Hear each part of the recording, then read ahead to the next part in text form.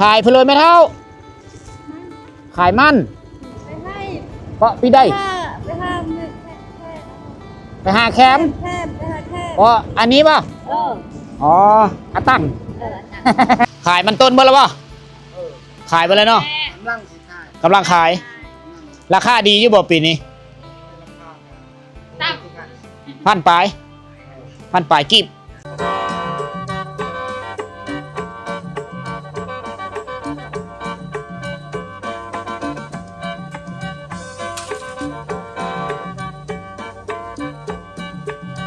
สบายดีย่ำเศร้าๆสบายดีFCทุกท่านที่ติดตามที่กำลังติดตามเด้อวันนี้สำหรับคลิปนี้วิดีโอนี้พอซีฮอมกำลังเดินทางจากเทศบาลเมืองสมุยสิมุงนาครับพูดและเมืองโต้ยทุกคนโอ้ลาวต่าวขึ้นในบ้านนี้ตามแผนเฮาว่าสิไปต่อไปบ้านน้องเทินไปบ้านตังกวนไปเขตอโศกอเศร้าเขตชายแดนเวียดนามของ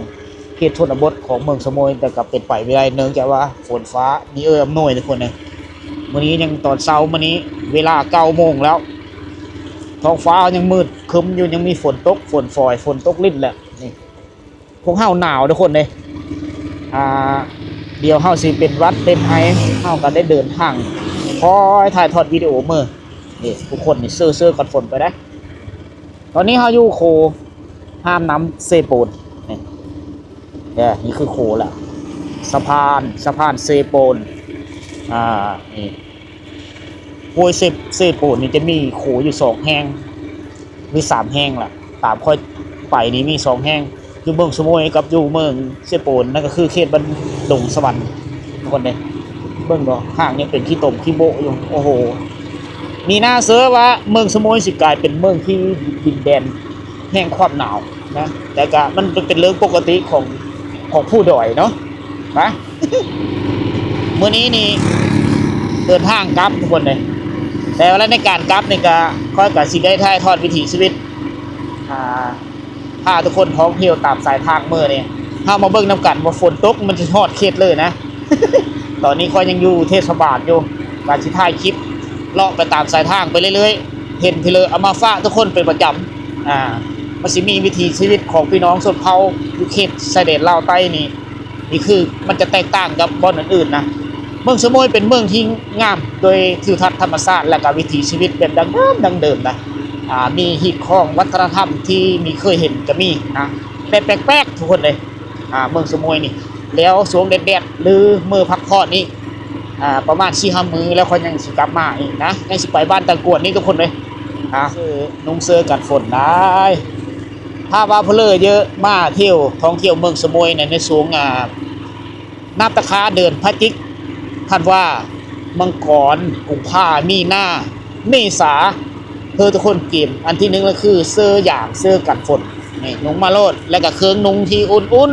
ๆเครื่องหนาวเครื่องกันหนาวนะเสื้อนุ่มๆหนาวมาโลดทุกคนถ้าว่าอยู่แถวสวรรค์เขตแถวทงเพ่งเขามันแดดมันร้อนอยู่นี่ต่างกันซับฟ้ากันดินเลยมันจะนี่แต่ลมมีแต่ฝนตกมันมีแต่น้ำนี่แถวทางนี่อันนี้มันต้นปี2026แล้วยังนี่อันนั้นยังมีหนาวอยู่ยังมีฝนตกเด็กท้องฟ้ามืดครึ้มนี่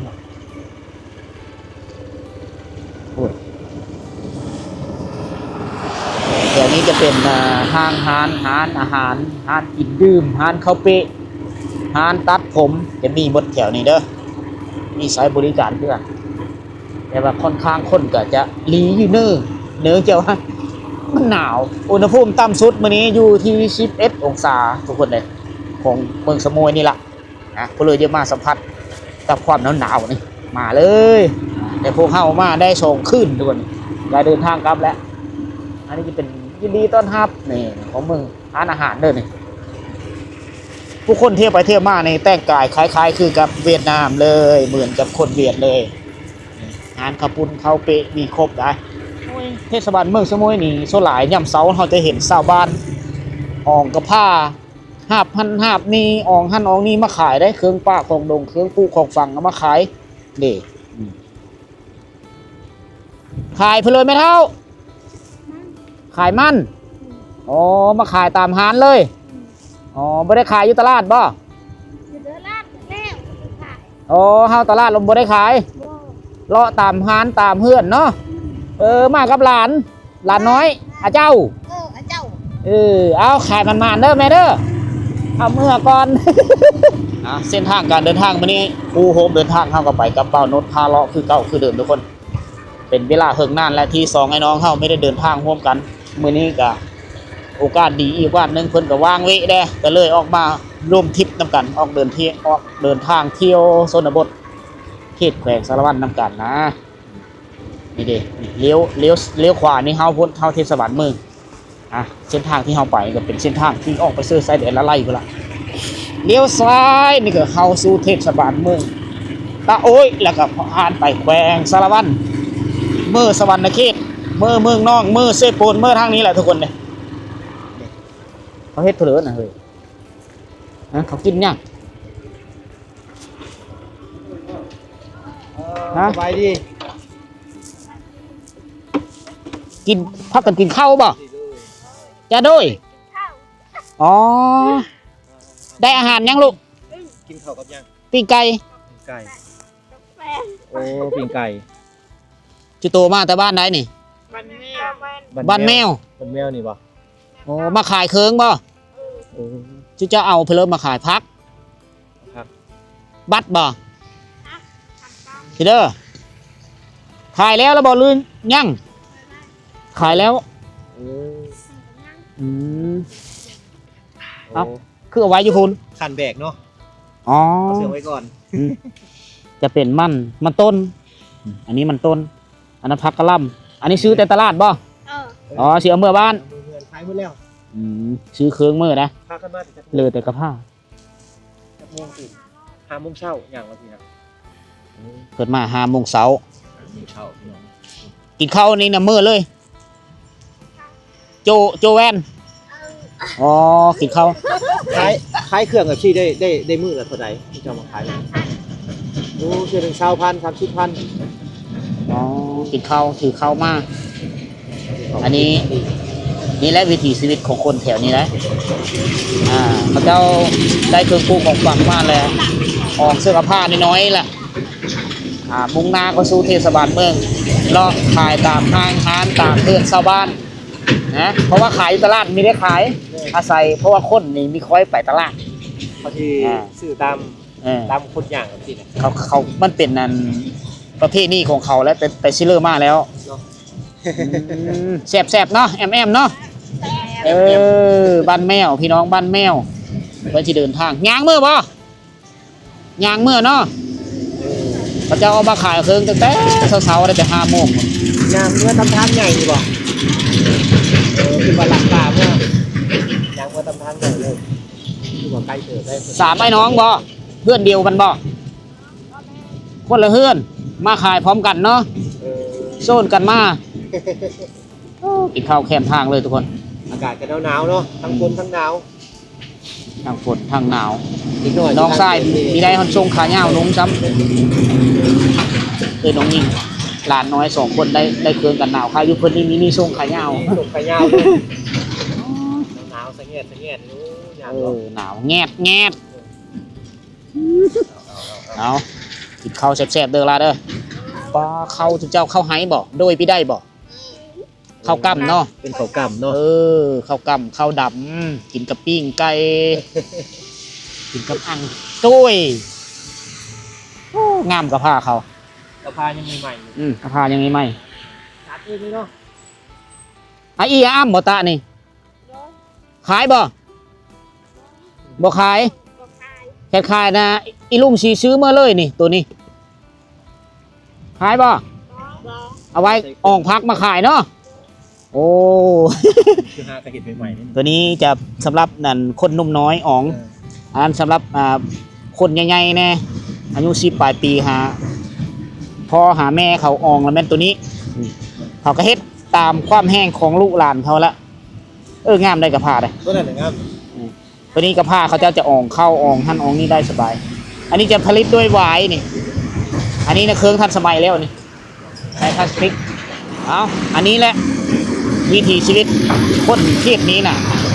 บ้านอ้อมข้างของเทศบาลเมือง10เมืองสมุยน่ะ แต่ละเช้าตอนเช้ากับตอนแรกเฮาสิได้เห็นนั่นชาวบ้านอ่องกระผ้าย่างเลาะตามถนนหนทางนะเลาะขายตามห้างร้านไปเรื่อยๆส่วนหลายก็คนอยู่เทศบาลเมืองสมุยเนี่ยไม่ได้ขอให้ลงตลาดนะสำหรับของอยู่ของกินส่วนหลายเขาเจ้าก็ปลูกเองแต่อาหารจากเครื่องปลูกของฝั่งของชาวบ้านนี้ในเทศบาลเมืองนี่เขาเจ้าก็ซื้อเอานำเขาเจ้าจะเป็นโดยเป็นต้นกับจะเป็นหน่อไม้บ่ผักกูดบ่อยู่เทศบาลเมืองมันนี่มีเขาเจ้าก็ต้องได้เอามาขายและเขาเจ้าก็ซื้อน้ำชาวบ้านก็ได้ซื้อเอาแต่งอยู่โคกินอาหารแบบบ้านๆเอา ปะติดตามการเดินทางต่อไปทุกคนนี่สีได้ทุกคนเลยในการเดินทางระหว่างบ้านหาเมืองอยู่ของเขตเมืองสมุยนี่ยังมีการย่างหลายย่ามเสานี่ย่ามอะไรนี่เมื่อบ้านไหนในการป้าเว้าในการเอิ้นถามกันนี่ก็ผู้บางคนก็มีรู้จักภาษาเฮาบางคำเฮาก็มีจักภาษาเขาก็มักในการไปทุกคนเลยได้เห็นเขาเจ้าใช้ชีวิตวิถีชีวิตเขาเจ้าย่างโอ้มันคือโหนขึ้นอันนี้ความหลังฝนตกฝนฝอยอันนี้ในอนาคตครับเพิ่นก็ยังสิเปิดปั๊มน้ำมันทุกคนเลยเดี๋ยวจะเฮ็ดปั๊มน้ำมันแหละอยู่เทศบาลเมืองสมุยปัจจุบันนี้ยังมีปั๊มน้ำมันได้อันนี้ปั๊มแรกเลยแหละกำลังเฮ็ดอยู่ไม่ทันแล้วซ้ำตอนหน้าไปก็จะได้เติมน้ำมันอยู่นี่ปัจจุบันเติมอยู่พูนเนี่ยห่างจากเทศบาลเมืองประมาณ5 กิโลเมตรทุกคนเลยจะมีปั๊มน้ำมันปั๊มเดียวเท่านั้นแหละวิทย์ทหารแล้วก็ไปเซื้อจะพูนเขตเมืองโต้ยพุ่นไปเชิงเลอไปให้บ่ ไปให้ เพราะพี่ได้ ไปห้ามือแค่ ไปหาแคมป์ ไปหาแค่ อ๋ออันนี้ป่ะ อ๋ออาตั้ง อยู่บ้านได้นี่วันสะปง พวกเพชรบ้าน อ๋ออ่องเต็มนี้น้ำมือเลยเนาะจ้าโดยปอรุย จะโดนมือ เออเอาโชคมานเด้อหาได้หลายๆเด้อบางคนก็ไปเอาแคมทุกคนเลยเพราะว่าฤดูกาลนี้กำลังเริ่มละแคมกำลังเป็นดอกเขาเจ้าขายกันเบื้องต้นนี่โลนึง3,000 กีบไหนนี่นั่นแพงไปเลยถ้าว่าเขาขายแห้งนี่ก็โลนึง20,000 30,000ประมาณนี้แหละทุกคนเลยเอานี่คือกันไปซ้อหาเครื่องป้าของดงมาขายตามฤดูกาลแหละฤดูกาลขายหน่อไม้เขาเจ้าก็เฮ็ดเอาหน่อไม้มาเฮ็ดแห้งขายนะฤดูกาลขายแคมเขาเจ้าก็เอาแคมมาขายอันนี้คือการดำรงชีวิตที่แท้จริงของพี่น้องคนอยู่ในผู้ดอยเขตนี้นะตัวเนื้อทีทำการผลิตของเจ้านี่กว้างขวางดีนะมีแต่ส่วนมันต้นทั้งนั้นเลยตะมอโปะนะตะมอโปะอยู่แต่เมืองตะมอแวนบ้านยังอยู่นี่มีหัวเป็นบ้านเพื่อนเนาะอยู่นี่เนาะอันนี้บ้านตะปุ่งแรง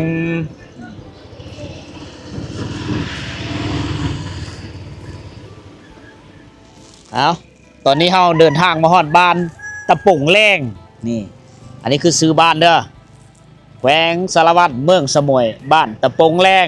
เป็นบ้านสาธารณสุขบ้านแบบอย่างเดินทางด้วยความหนาวมื้อนี้ซบวอมพร้อมก็ยังหนาวเย็นอยู่ทุกคนมือนี่รู้สึกว่ามึนมาแล้วแหละเสื้อนี่ก็2 ชั้น 3 ชั้นนุ่งเสื้อนะทุกคนเลยมื้อนี้นะในเลิกก็ย่า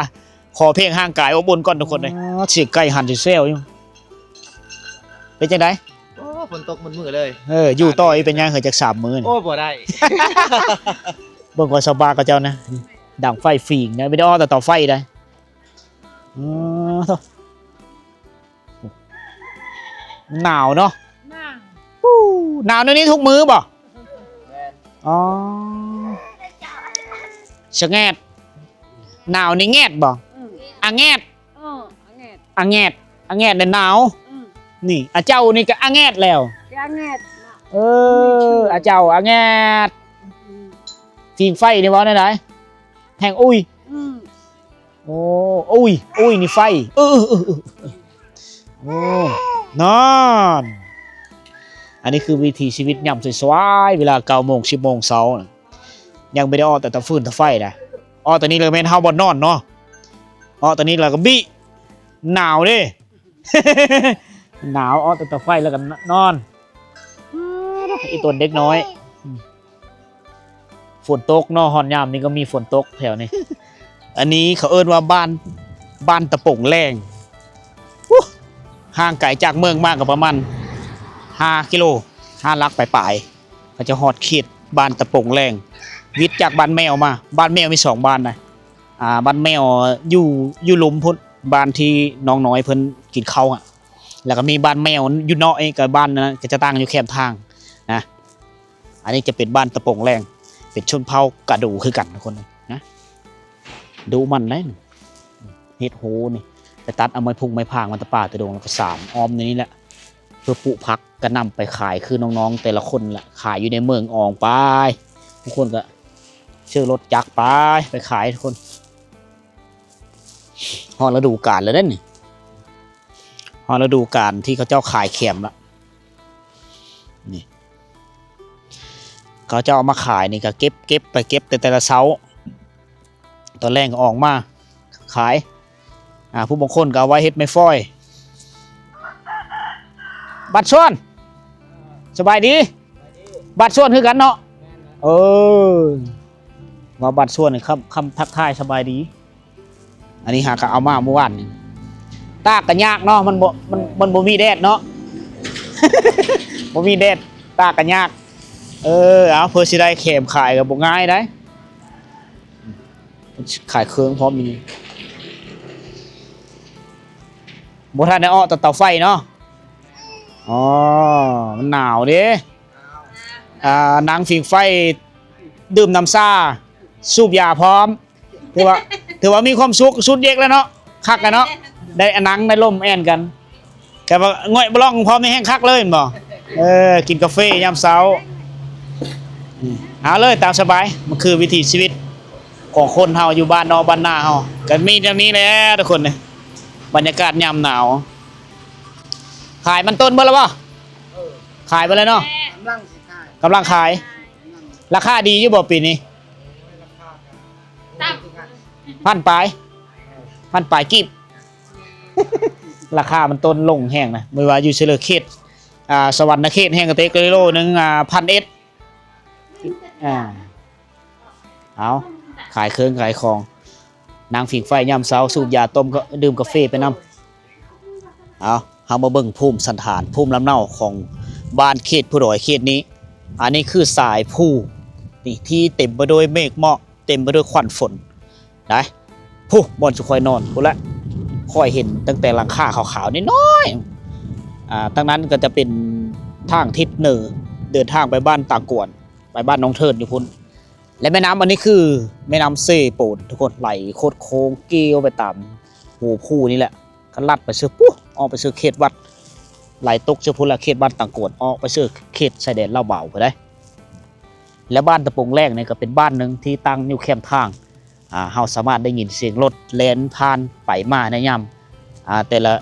เวลาอันนี้คือศูนย์มาต้นของเขาเจ้าขายกันเมื่อแล้วส่วนละผู้บางคนก็กำลังเริ่มปุผู้บางคนกำลังเริ่มขายนะสะดวกสบายเหมาะสมสำหรับการปุฝั่งของคนเขตนี้นะ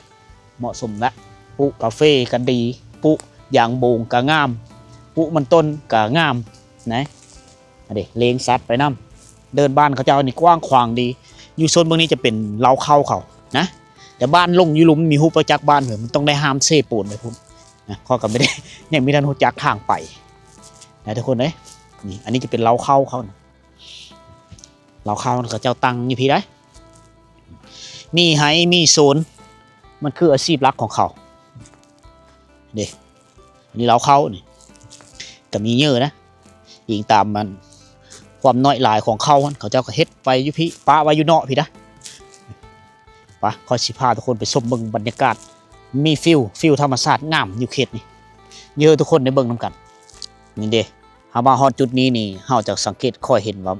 อยู่หลุมนี่จะมีหมู่บ้านนี้2หมู่บ้านนะเด้อยู่บ้านนี้ก็ตั้งอยู่ที่ถือว่ามีหลายหลังคาเติบเกือบเป็น100เป็นบ้านที่ใหญ่ได้ค่อยก็มีท่านเคยไปจักเธอนะอยู่หลุมนี่จะเป็นเล้าเข้าก็มีเฮิร์นก่อเฮิร์นแปลนเฮิร์นดังเดิมแล้วก็ตั้งจอบผู้ก็มีมันจะอยู่ฟ้าเซโปนเบื้องนั้นเด็กเซโปนก็จะไหลโคตรโค้งมาในนี้แล้วก็อยู่พูนี่ผู้เจียวจอมผู้บนดินแดงๆผู้ก็มีบ้านหนึ่งนะจะเกี่ยวจะ มันก็จะมีห่างไกลจากเทศบาลเมืองปะเลอประมาณ5ลักหรือ6ลักประมาณนี้พอเพียงแต่เส้นทางนั้นมันคดโค้งมันเกี่ยวไปเกี่ยวมาตามผู้ตามแล้วน้ำทุกคนนะมีหัวบ้านเผื่อเดี๋ยวมื้อหน้าเขาจะไปพาทุกคนไปเที่ยวเบิ่งมื้อนี้เอาขาบานตะโป่งแรงนี่ก่อนเฮามาเขตภาคใต้นี่เฮาสังเกตเห็นว่าชาวบ้านนี่กระตือรือร้นดิ้นรนในการสู้ชีวิตเพื่อเอาตัวรอดในสังคมยุคใหม่ทุกคนพักมีซี่ซ่อมเขาเจ้าปลูกกันหลายเขาเจ้าดูมันนะจะแตกต่างกับพอไปเขตเมืองน่องเมืองเซโปนเมืองน่องนี่ก็ค่อนข้างดูมันละตามผมเห็นสังเกตเห็นหลังราคาเฮิรนเขาใหญ่เลยมาเขตนี้คือกันเขตเมืองสมุยแขวงสารวัตรหนึ่งนั่นเป็นอาคารเขาเฮิรนที่พักเช่าคนนี้เฮิรนลบนองของเจ้านี้มีแต่หลังใหญ่หลังเป็นอันนี้เฮาก็เห็นแล้วว่าความดุมันอันที่สองมากก็คือโซนพักปุต้นไม้กินมะนี่ประเภทประมาณนี้เฮาก็ประเมินตีราคาว่าเขาเจ้านี่มีความดุมันแล้วนะดินหนเฮาสังเกตเห็นว่าเขามีรถจักรมีรถไถมีศูนย์เป็นของตัวเองนี่เด้ตามคุมเบาะคุมโบมต่างๆเขาเจ้าไม่ได้ปะพื้นที่เขาเปล่าว่างเขาเจ้าจะปลูกป่าได้จะแตกต่างกับเขตผู้ดอยของเมืองเซโปนแขวงสวรรณเขตแตกต่างกันหลายทุกคนตามค่อยที่เคยไปมานะเขตเมืองโบราณผ้าเท่ากันกับค่อนข้างยังมีท่านได้ดีซ้ำนี้แถวนี้โอ้โหอาคารสถานที่แน่นาถาวรแล้ว